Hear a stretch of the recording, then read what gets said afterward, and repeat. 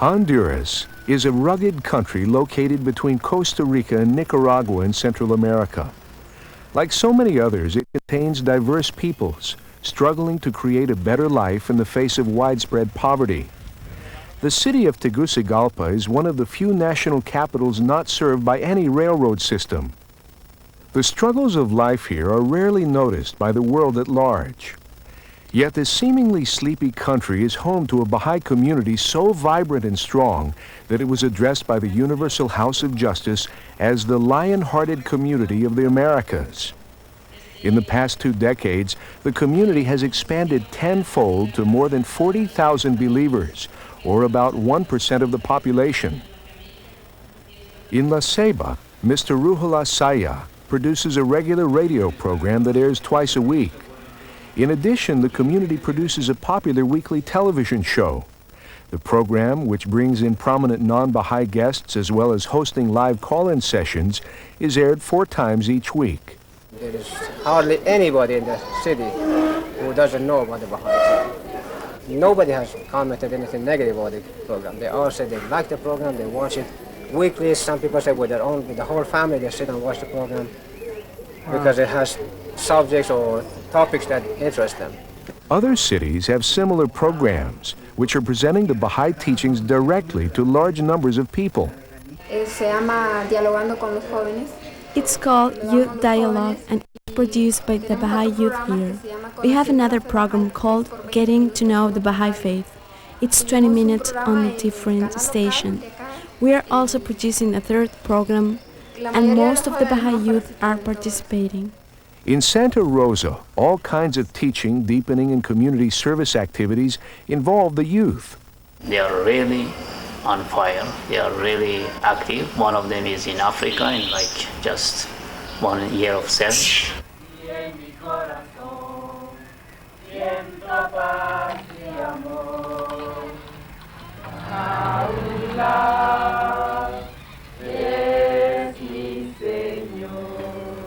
Baha'is come from all classes of Honduran society, from the well-to-do households of Tegucigalpa to the 1,000 or more believers who live in the barrio of Flor del Campo, a short distance from the Baha'i National Center.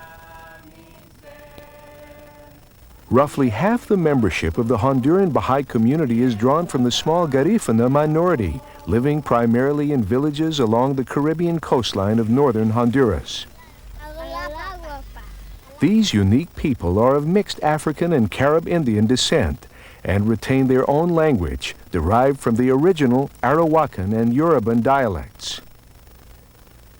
After being forcibly removed from their island homes by European colonials early in the 19th century, the Garifuna have lived off of the sea and retain much of their West African cultural heritage.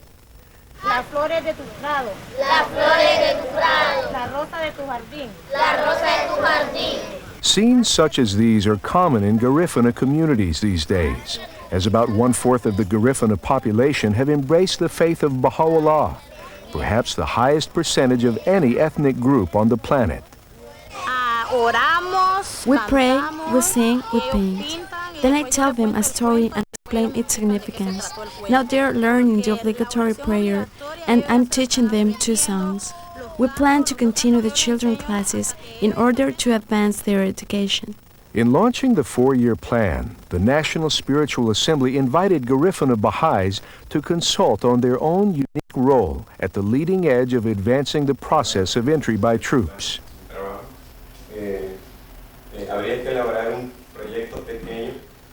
The Garifuna have a strong cultural tradition of making decisions through group consultation. Many of them enter the faith through a consultative process. As a result, they naturally embrace Baha'i administration, make decisions efficiently, and quickly arise to carry them out. Even further outside the mainstream of the Spanish-speaking Ladino majority are the small populations of indigenous peoples. Hikoki, Pesh, and Mosquito Indians, many of whom live in the interior of Mosquitia, the vast area of largely uncharted rainforest that covers the northeastern quadrant of the country. They too are becoming Baha'is. We go visiting the Baha'is and we engage the non-Baha'is in order to teach them the faith. The Escobar family are among the few hundred remaining Pesh who speak their original language. They often travel to other settlements to visit and encourage other Baha'is. We have to consolidate them so that they too can form their own spiritual assemblies.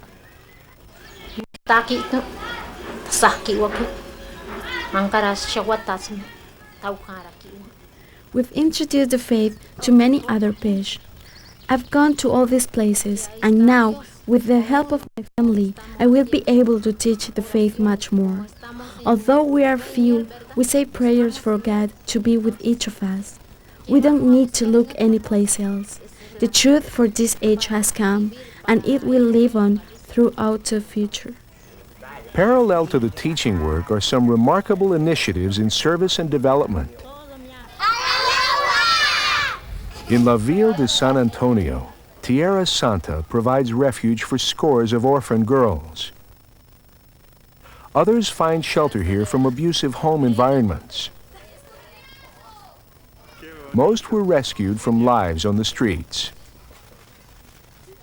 This remarkable haven for girls was established through the initiative of a single believer, himself the father of several children, who arose on his own to follow in the footsteps of Abdu'l-Baha, giving concrete expression to the Baha'i ideal of service. Tierra Santa offers protection and love, education, and aside from this, it's a safe place where these children can live. Tierra Santa exists to protect the children of Honduras.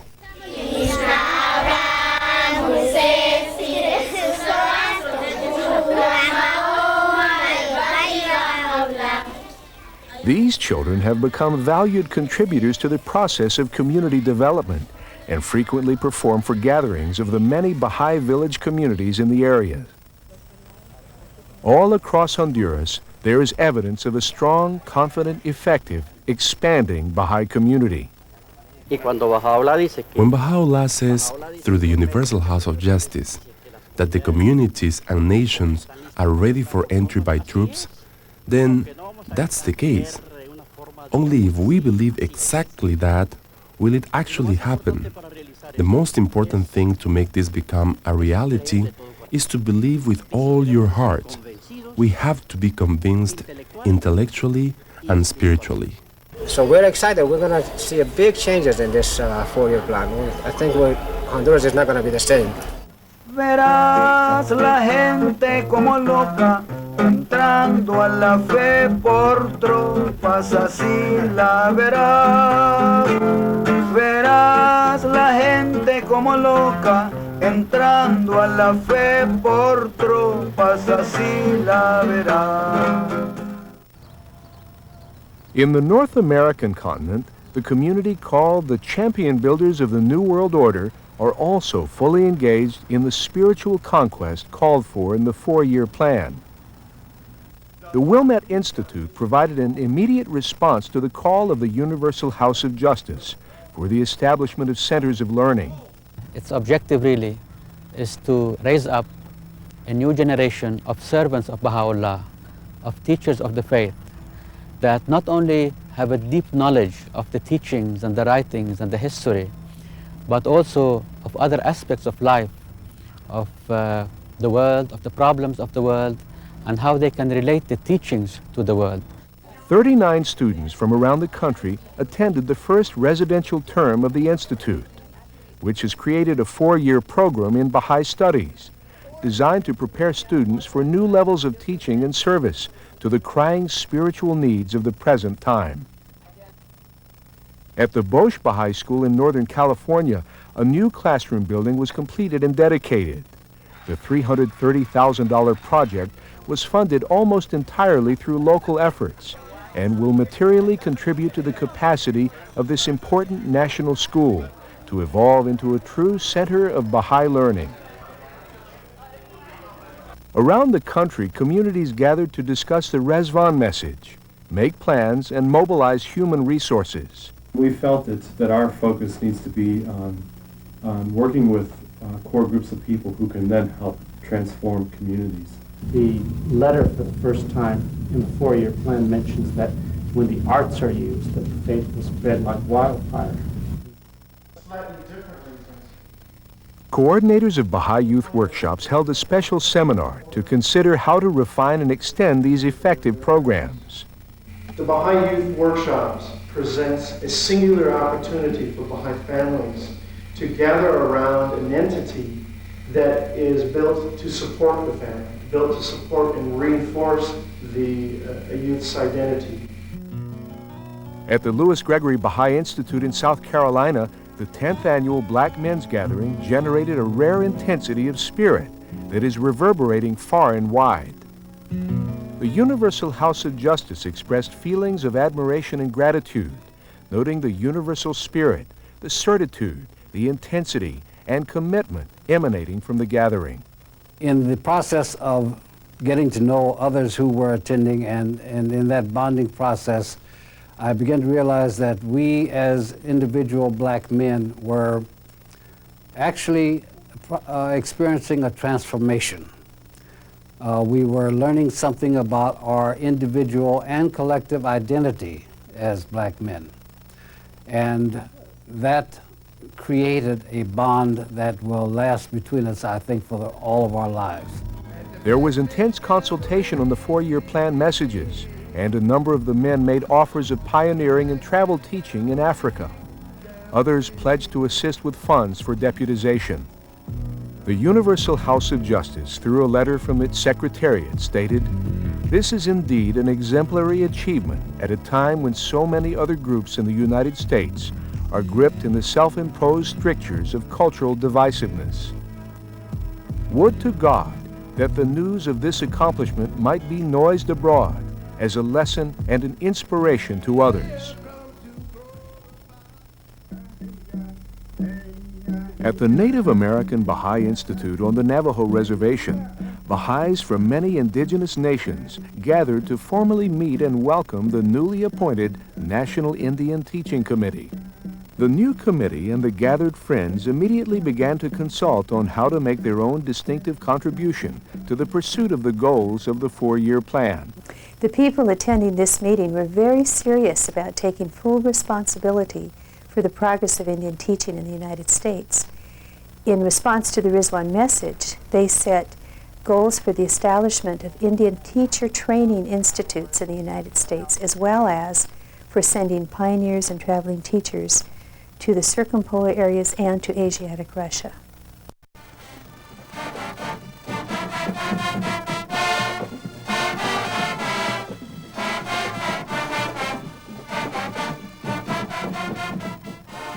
Bud Billiken Day is the largest celebration in Chicago's African American community. Originating in the 1930s with a club for youth and children, its founder, David Kellum, was a prominent Chicago journalist and an active member of the Baha'i community. This year, the Baha'i community joined the parade with a float, multi-ethnic marchers, and parade-stopping performances by the Chicago Baha'i Youth Workshop. The float proclaimed the Baha'i vision of human oneness, a message that was warmly received by thousands along the parade route. This is the Baha community of Chicago, their very first time in the parade, and we are so glad that you could join us, and we hope that you can come by. Look at the culture float. Isn't that nice? Baha'u'llah. This is the latest in a series of activities that are increasingly bringing the faith to the attention of the public in Chicago, creating several high-profile teaching opportunities for the youth workshop and opening new doors for teaching in the area. Elsewhere, Baha'i youth in Charlotte, North Carolina launched the four-year plan with an ambitious teaching effort. Working closely with the Spiritual Assembly and the entire community, the youth planned a three-day conference as a kickoff to a week of intensive teaching activities.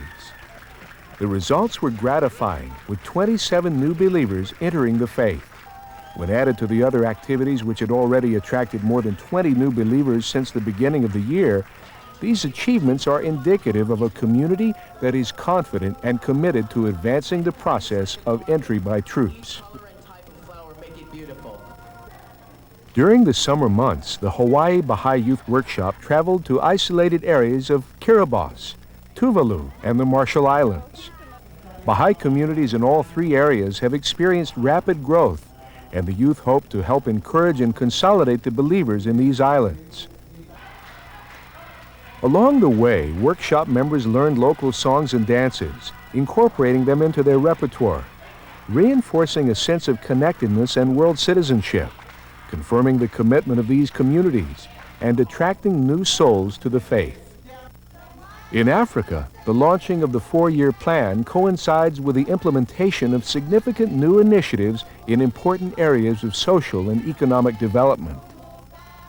In the eastern part of Cameroon, Baha'is have been working for several years developing techniques for using traditional media as an instrument for social change, transforming the relationships between women and men away from the traditional modalities of domination and submission toward the Baha'i model of consultation and equality.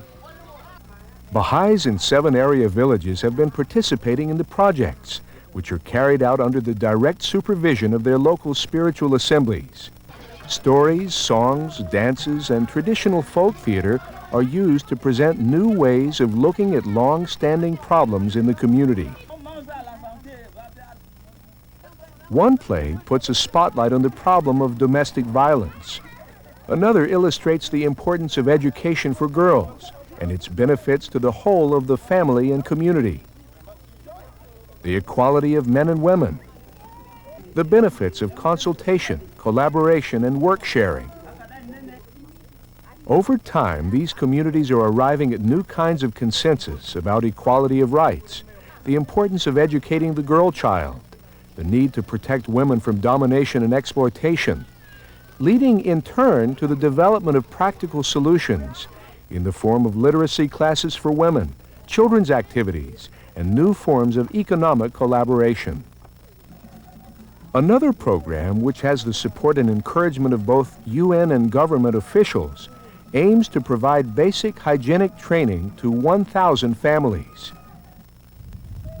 Similar programs are underway at the William Mutli Masetla Institute in Zambia, where Baha'is have administered a 3-year project in training primary health care workers, as well as an ongoing literacy project. The Institute is also actively engaged in training Baha'i teachers from all parts of the country, and in translating and disseminating Baha'i educational materials in the local languages of the area.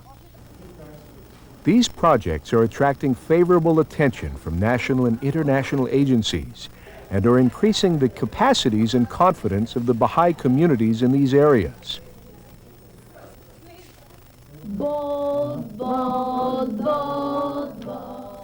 In Europe, as elsewhere, there have been a variety of responses to the 4-year plan, befitting a maturing community.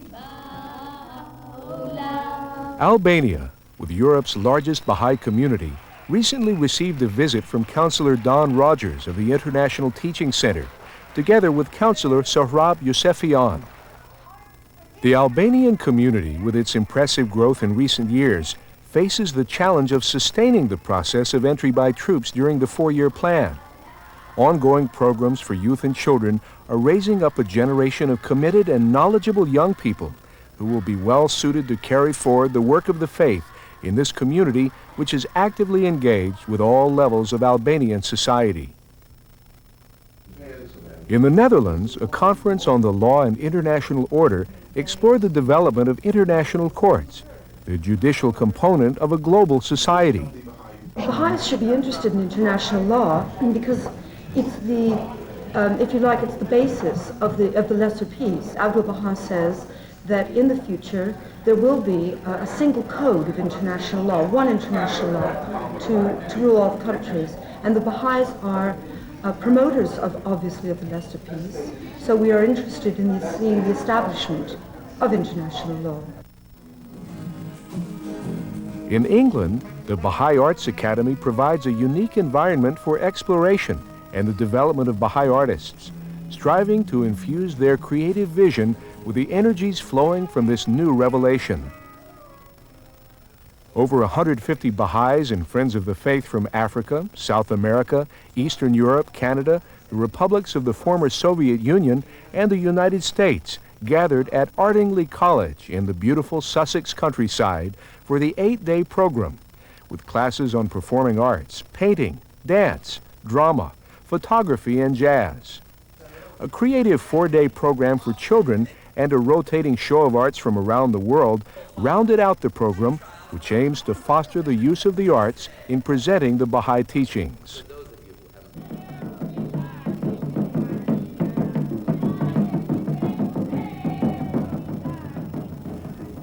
The Baha'is of Brazil were joined by government and community leaders nationwide in welcoming the hand of the cause of God, Abdu'l-Baha Ruhiyya Khanum, on the occasion of the 75th anniversary of the establishment of the faith in that country.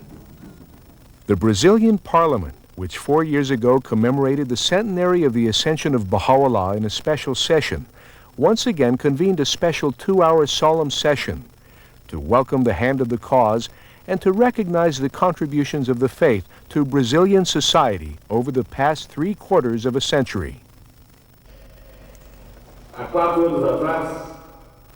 Mrs. Rabbani, today we invited the deputies and friends of the Baha'i faith to pay homage to you for everything which your honor has done in favor of a more just and more humane society. As your honor knows, a solemn session was held in this house 4 years ago for the centenary of the ascension of Baha'u'llah. I dare to say that verily no institution is and never will be sufficiently dignified to make mention of him who is the author of the most powerful religious revelation. This solemn session pretends, therefore, not only to serve as a moment of reflection on the teachings of the Baha'i faith and to host one of its most famous leaders, but also and mainly to turn into an occasion for the Brazilian people which we represent here, to demonstrate its gratitude for the magnificent act initiated among us 75 years ago by Leonora Armstrong. Several of the deputies paid tribute to Leonora Holsapple Armstrong, who left her home in New York in 1921 as a young woman to bring the faith to Brazil and remain for the rest of her life. They told of the courage of this naturally shy woman who traveled to remote areas of the Amazon basin to spread the teachings of Baha'u'llah, speaking on one memorable occasion to an audience of several thousand at the famous Opera House in Manaus. Deputies also recounted in considerable detail the far more extensive and daring expedition led by Abdu'l-Baha Ruhiyya Khanum in 1975, including her travels on the Orinoco River in Venezuela, her visit to the interior regions of Suriname, and her unforgettable 3,000-kilometer trip to visit the indigenous peoples living along the Amazon River. It was called the Green Light Expedition, bringing a ray of hope to all the peoples of the Amazon, and was to become a historic milestone in the taming and study of the Amazon region. The session was organized by Federal Deputy Louis Gushikan, who has studied the Baha'i faith extensively and who last year delivered a keynote address at the North American Baha'i Conference on Social and Economic Development in Orlando, Florida. Following the parliamentary session and a private meeting with President Fernando Enrique Cardoso, Ruhiyya Khanum, together with 5 members of the Green Light Expedition team, once again visited the historic city of Manaus. On the day of her arrival, the State Legislative Assembly passed a law recognizing Nowruz as a Baha'i holy day and exempting all adult Baha'is and their children from work and study. To further commemorate the occasion, the mayor of Manaus arranged for a day-long trip on his own boat, where members of the expedition were joined by state and municipal officials engaged with environmental concerns. Traveling on the river to Iranduba, she also met with a group of young Indian leaders, stressing, as she did so often, the importance of protecting and encouraging the indigenous peoples of South America. I'm talking about the fact that from the bottom of my heart, I believe the indigenous, the Indian population of the Americas, now I'm in South America, must arise and teach the faith of Baha'u'llah to their own people and to the white people too.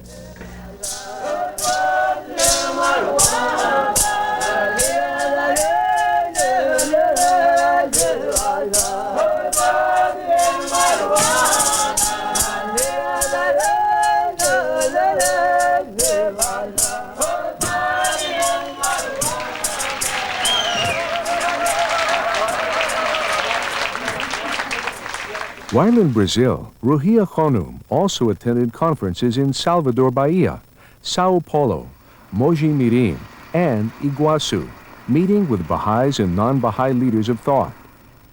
Radio and television covered events of the visit, and a documentary video about her life in service to the faith was aired to an audience of 3.5 million people.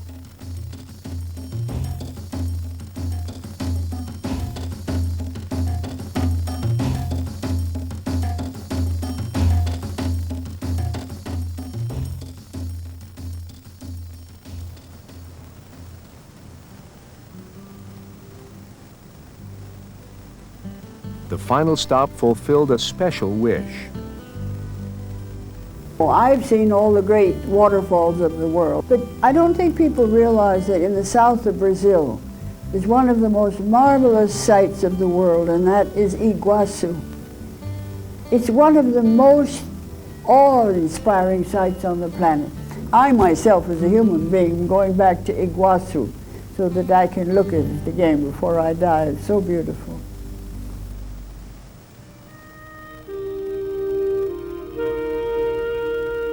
In the opening months of the 4-year plan, the Baha'i world community is working to mobilize human and material resources on an unprecedented scale in a global campaign to greatly expand the size of the Baha'i community.